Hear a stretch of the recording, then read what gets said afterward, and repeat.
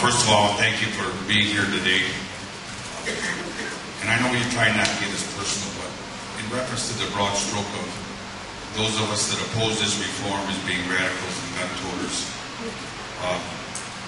I saw a Democrat that held a Townhall Meeting. I believe his name was Kind, maybe a representative, or Congressman Kind, and a Democrat.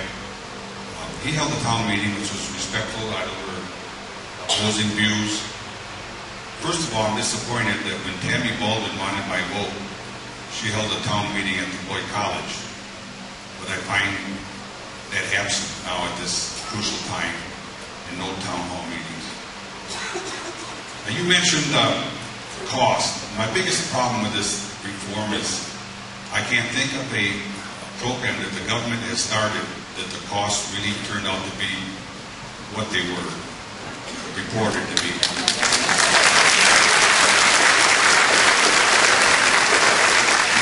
Number two, if you're close to my age, and I could be drawing Social Security if I choose to, this is referred to as well, Social Security works so well.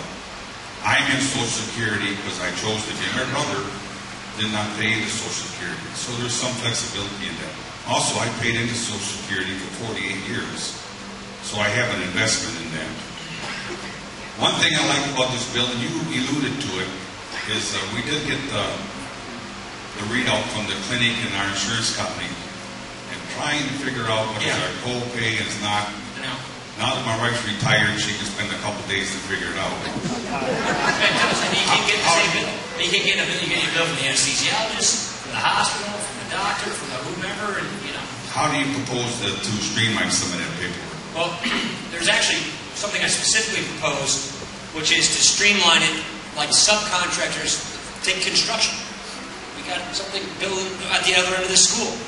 Have the contractors do the billing with the subcontractors, meaning one point source billing, so that you get one bill with all of the services run through it like a contractor does with his subcontractors, and you see an atomization.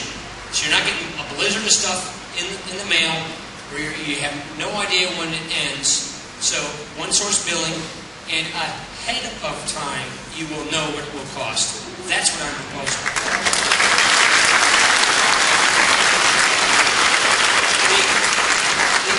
You made a really good point in the beginning. The cost estimates.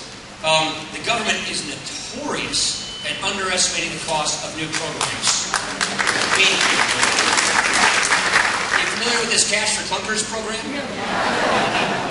That thing was supposed to run through November. It blew out of its first tranche of money in 5 days.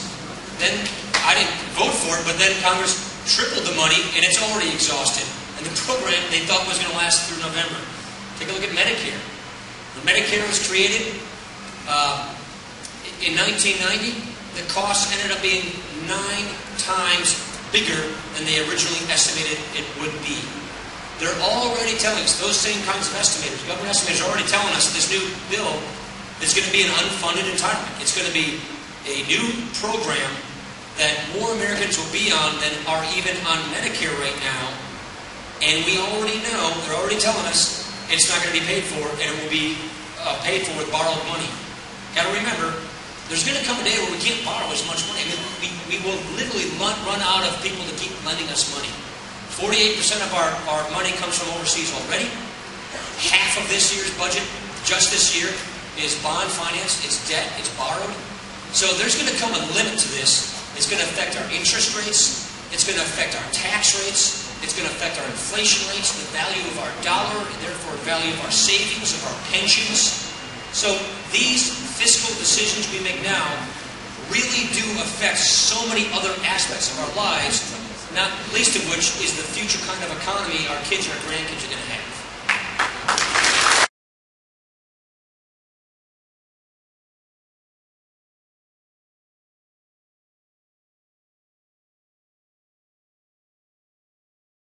Sorry.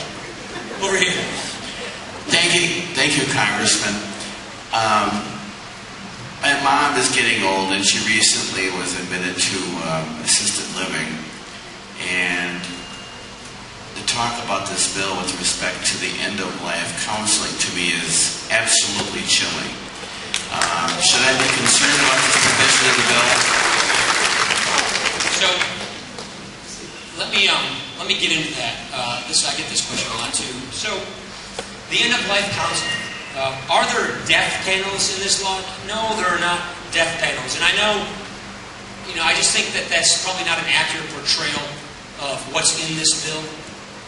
Does this bill lead to rationing? Well, you know my prior explanation of that.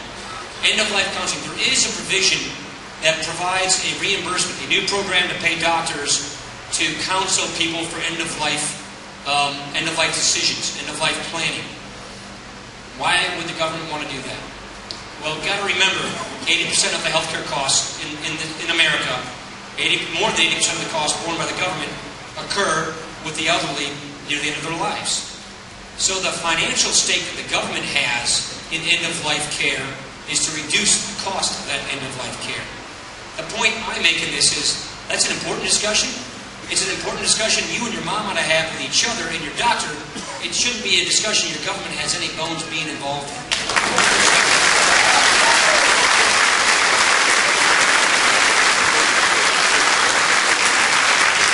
So, yeah, the provisions in here. The quality metric is what this debate ultimately goes to.